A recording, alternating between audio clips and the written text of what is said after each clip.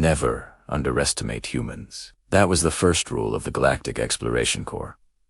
The second, more frequently ignored rule, was to expect the unexpected. When the survey ship Wayfarer's Smile arrived in the gentle green system of Lear Savon, no one anticipated any trouble. The planet below was serene, with soft violet grasslands and a breathable atmosphere. Its dominant life forms were small, fuzzy alien cubs known as the Piri, officially classified as harmless, curious herbivores. That classification was about to get a major update. The Piri cubs were adorable. No taller than a human knee, with big round eyes, 6 ears, and an endless appetite. They lived in cozy burrow villages, sharing warmth, stories, and especially food. They adored their native fruits, like glomlans and starberries, but nothing could have prepared them for the pair. It all happened by accident. Human botanist Dr. Lena Morris was doing a routine cargo check when she dropped her lunch container. The lid popped open, and a single green pear rolled across the grass, coming to a stop right in front of 3 Piri cubs who were watching the humans from behind a rock. The cubs froze. The pear shimmered in the sunlight, its scent sweet, fresh, and strangely comforting. The smallest cub cautiously waddled forward and poked it. The pear didn't explode, a promising sign. The cub took a tiny bite. Its 6 ears shot straight up. In its musical language, it squeaked, "What is this?" The flavor was unlike anything they had ever known. It was soft, yet crisp, sweet but gentle. It didn't overwhelm their senses. "Eat.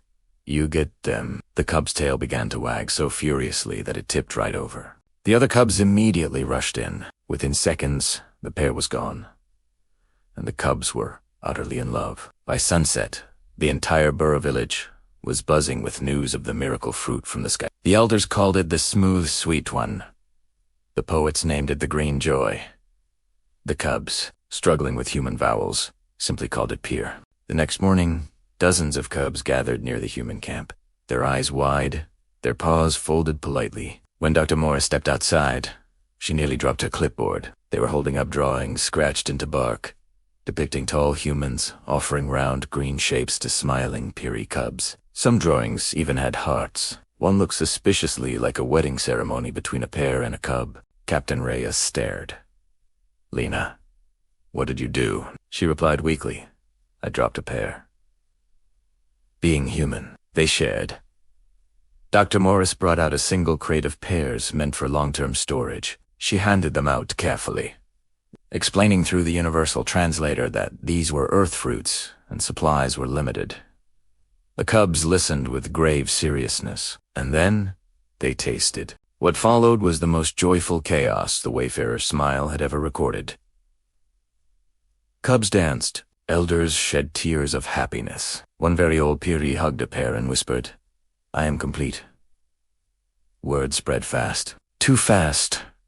Within a week, traders from nearby systems arrived, alarmed by rumors that humans possessed emotional fruits capable of pacifying entire populations. A delegation from the Galactic Council demanded answers.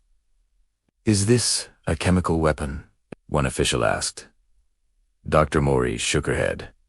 "It's a pear? A morale manipulation device? No, it's just food."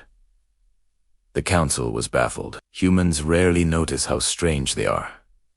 To them, a pear is just an ordinary snack. But to the Piri, it became a symbol of profound kindness. When it was time for the humans to leave Lear Savon, the cubs gathered again, this time with solemn expressions. They presented the crew with gifts, woven grass bands, glowing stones, and a small statue carved in the shape of a pear, surrounded by smaller figures with 6 ears. The translator struggled with the elder's speech, but the meaning was clear.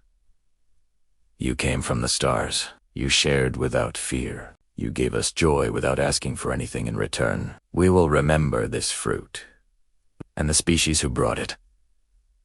Captain Reyes felt a lump in his throat.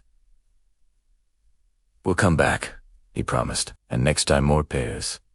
Cheers erupted across the grasslands. As the Wayfarer's Smile ascended into orbit, Dr. Morris looked down at the tiny figures waving from below. Humanity would be remembered across the stars for many things, strength, stubbornness, survival. But here on Lear Savon, they would always be known by a simpler title: the ones who shared the pair.